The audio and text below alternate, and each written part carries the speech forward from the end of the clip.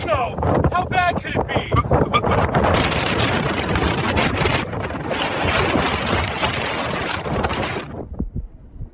Who needs tools when you have creativity?